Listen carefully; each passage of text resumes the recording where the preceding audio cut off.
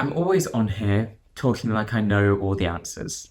Listen to me, I'll make your life better. But today I want to have an open conversation. If you're new here, I identify as a woman. Sort of.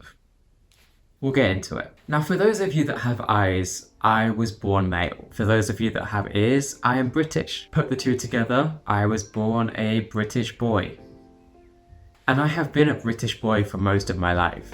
And if you know anything about the UK, you'll know that they're not too friendly to trans people over there. I mean, it's been nicknamed Turf Island for a reason. And throughout my childhood, most of my friends were boys. Though I now realise that my preference for having friends who were girls was a lot more than just a preference. Trans people are known to want to socialise with people of the gender that they are, not the gender that they were assigned at birth. And this is an entirely subconscious thing until the egg cracks, until that person realizes that they are in fact not the gender that they were assigned at birth. Now, despite feeling so distant from the gender that I had been all of my life, the gender that I was born as, there was just one small thing that was keeping me anchored. I was a boy in every single way, apart from that little part of my brain that I've only now just understood enough to acknowledge. And for my whole life, I have always felt that something wasn't quite right. You know, no matter how many paintball birthday parties I went to, no matter how many football games that I played very badly in, I could just never really feel entirely at home amongst my male peers. So when I came out as non-binary at 18, I guess some things were starting to click, some things were starting to make a little bit more sense. But when I was 20, I realized that I may be a woman, and suddenly so many things started to make sense. You know, little feelings throughout my whole life that I just passed off as nothing. I suddenly started to see these in a new light. You know, things like imagining myself as a woman and not really feeling connected to the person that I saw in the mirror. There was something always off. These are some of the many feelings, many thoughts that I had had that I had always just passed off as nothing, that I thought were just normal. They weren't. They were not normal. Crazy stuff, right? Now, based on this description, you would assume that, oh, I figured it out. I'm on the straight and narrow. It's time to transition. There's absolutely no doubt in my mind. Chill. Relax a little bit. We're not there yet. I grew up as a boy, so all the social norms and expectations for a boy have been entirely drilled into me. My whole life, I have been perceived as male, and my life has been pretty chill. You know, I've never liked that, obviously, but you just kind of go with it, and I always have. And my life has been pretty chill. I can't complain. So especially in these scary times, it's easy to want to put these feelings just down a little bit and just kind of get on with your life as you know it. Not really engage with these thoughts and just carry on how you always have. You know, why change? It's dangerous in a lot of cases. Why would I want to put myself in danger? That's stupid. And when your very existence as a queer person is something that feels like it's constantly under scrutiny and under attack, it's easy to want to just lay down and just, what's the point? You know, it's exhausting. I'm exhausted, okay? Now, when I talk about transition, I mean medical transition. I'm already in the process of socially transitioning. You know, everyone refers to me as she or they, and everyone calls me Dahlia. But despite this, despite how I want to be perceived and accepted as a woman, I still feel very out of place around cisgender women because, simply put, we were just raised differently. You know, we've had very different lives up until now. And for the past 6 months, I've been learning and unlearning how to present myself in social situations. You know, how I've always acted in the way that a male should have never felt right for me, but I've just done it because I guess that's what's expected of me, you know? And obviously, I've never been the most stereotypically masculine person, but every now and then I catch myself acting in a way that is playing into these gender roles and gender norms, and it's really odd because why did I always just do that? You know, I always felt uncomfortable with this. I always felt that it didn't represent me. It never resonated with me at all, but I still did it because I guess that's just what it was. And even going back to when I was like 15, finding my place in the world, I guess, as a young man, I remember I got really into gym. I was in the gym like all the time.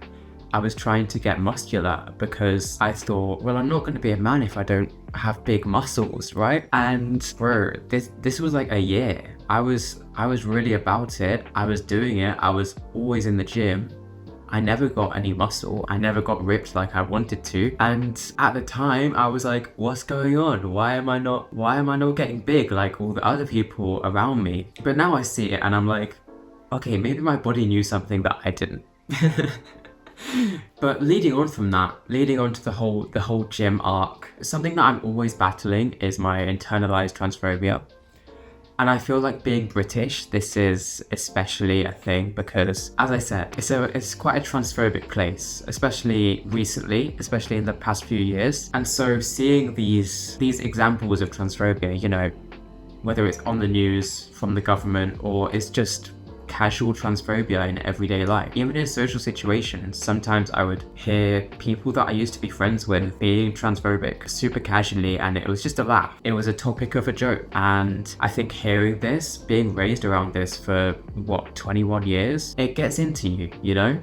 And you start to feel that way yourself sometimes. You start to internalize these dialogues, right? And because of this, I've created this mental block in my head that if I don't pass, if I don't look like a woman, then I'm not valid.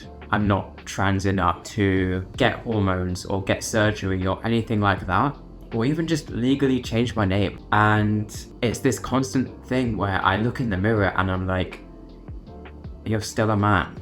And people see me as a man. Like, I go out and people refer to me as male. And it's stupid and it's wrong, and I hate that I feel this way. I hate that I have this block in my head that only after I reach a certain point in terms of passing as a woman that I won't really see myself as valid. And in theory, I'm pretty confident in describing my own gender identity. I would say that I'm gender fluid, but just more in the girl way. So why do I still not feel like myself? Why do I still feel like I'm pretending? And will I feel like this forever?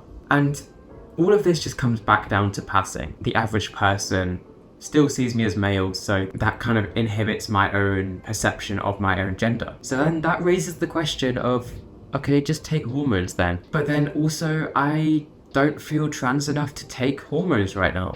So we're just going in circles. And that's kind of just where I am. And I'm at my happiest when I don't have to think about my gender at all. When it doesn't feel like I have to police the way that I talk to people, the way that my voice sounds, the way that my body looks more masculine than I would like it to. And where my clothes feel like they're not under question, where I can wear a cute dress if I want to. And I suppose the root of this ignorant bliss, being able to not even think about my gender, is just acceptance. Where I am just whatever I am.